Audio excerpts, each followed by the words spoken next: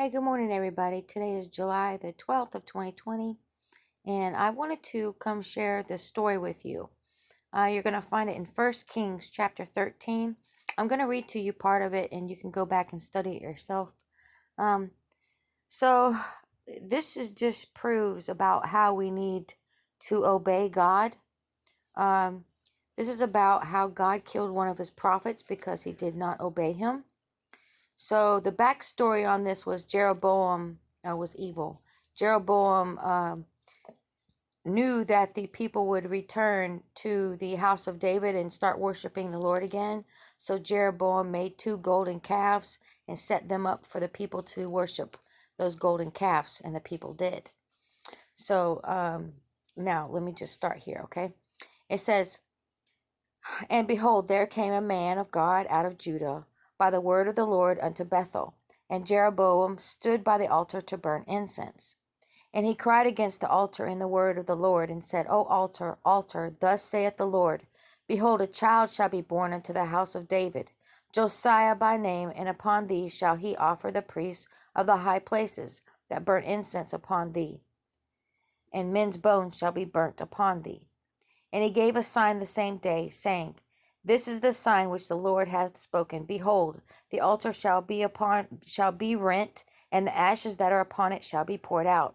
And it came to pass, when King Jeroboam heard the saying of the man of God, which had cried against the altar in Bethel, then he put forth his hand from the altar, saying, Lay hold on him.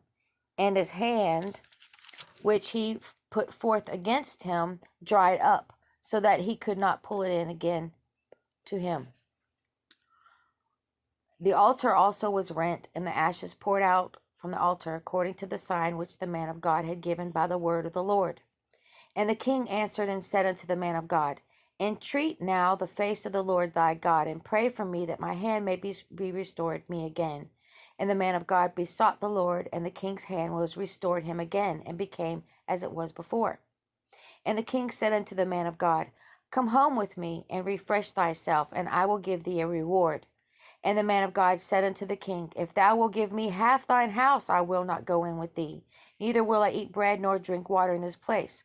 For it was charged by me by the word of the Lord, saying, Eat no bread, nor drink water, nor turn again by the same way that thou camest.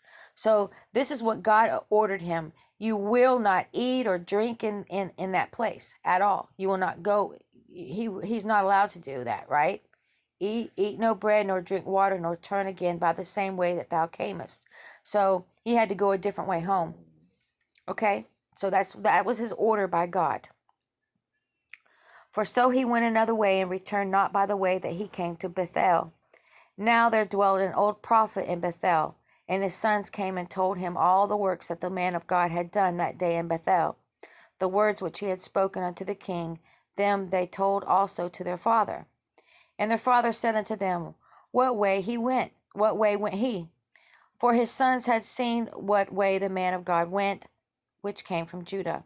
And he said unto his sons, Saddle me the ass. So they saddled him the ass, and he rode thereon, and went after the man of God, and found him sitting under an oak. And he said unto him, Art thou the man of God that camest from Judah? And he said, I am. Then he said unto him, Come home with me and eat bread. And he said, I may not return with thee, nor go in with thee, neither will I eat bread nor drink water with thee in this place. For it was said to me by the word of the Lord, Thou shalt eat no bread nor drink water there, nor turn again to go by the way that thou camest. And he said unto him, I am a prophet also, as thou art.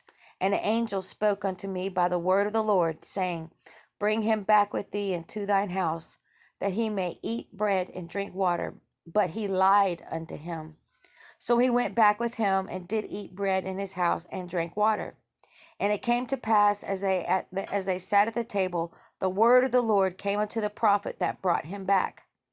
So here's the first prophet, the first man of God, disobeyed God. He was told by the Lord, do not go eat or drink in that place, and go a different way home. And then this other prophet came and said, Hey, an angel came to me and told me, come back here and eat and drink with me at my house. But he lied to them. Okay. That was a deceiving spirit, because there was no angel of God that told him at all. It was a deceiving spirit.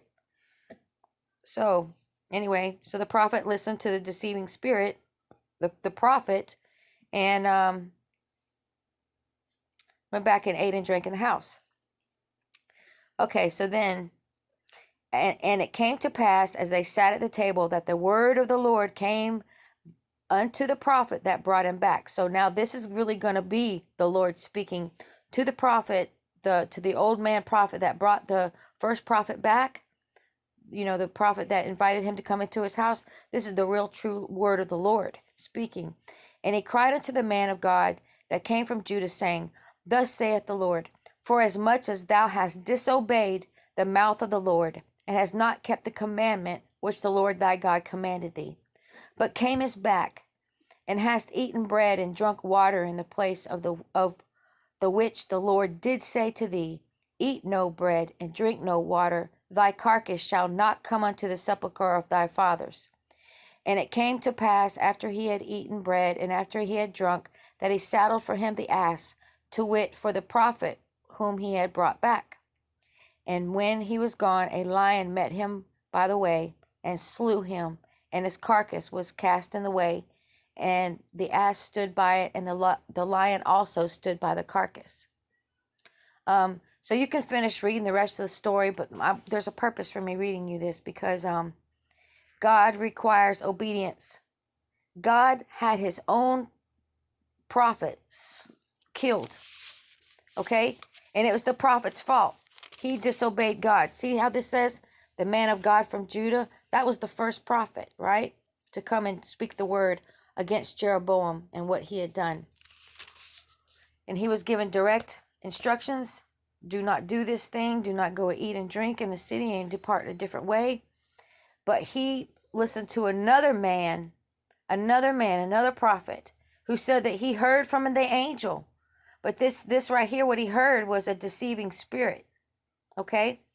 And he chose to listen to that rather than to listen to what the Lord said.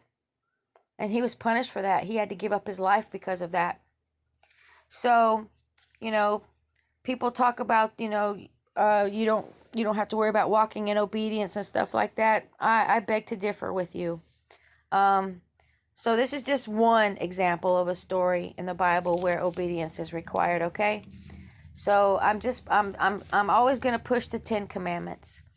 They're incredibly important. It's the way that God chooses us for us to live. There's other things in the Bible that we're to do. We just need to follow all the leadings and all the teachings of Jesus Christ and what God our Father has taught us to do without turning one way or the other. See, this man, he turned aside from he was obeying at first, and then this second prophet went and found him underneath it, because the man of God left. He gave his warning. He left the town, and this second prophet found him underneath an oak tree. So he was obeying at first. He was on the right path, obeying, and then here comes somebody else listening to a deceiving spirit and talked the first prophet into believing that lie. And he had to pay for it with his life. So everything you hear, you just can't believe everything you're hearing from everyone. You must take it to the Lord. And if you've heard something from God yourself, then you better listen to it. But, there is a deceiving spirit out there, and the devil, he comes as an angel of light, and he's a liar. He's a thief and a destroyer. He set out to kill us all, take our crown. So I'm just sharing this with you today to just wake you up, to make sure that you are following behind Jesus Christ, following behind the order of the Lord. Whatever he has told you to do and commanded you to do that, and do not turn from the right or the left. Stay on that narrow path, okay, guys? I love you all. God bless you all abundantly on this day. Goodbye.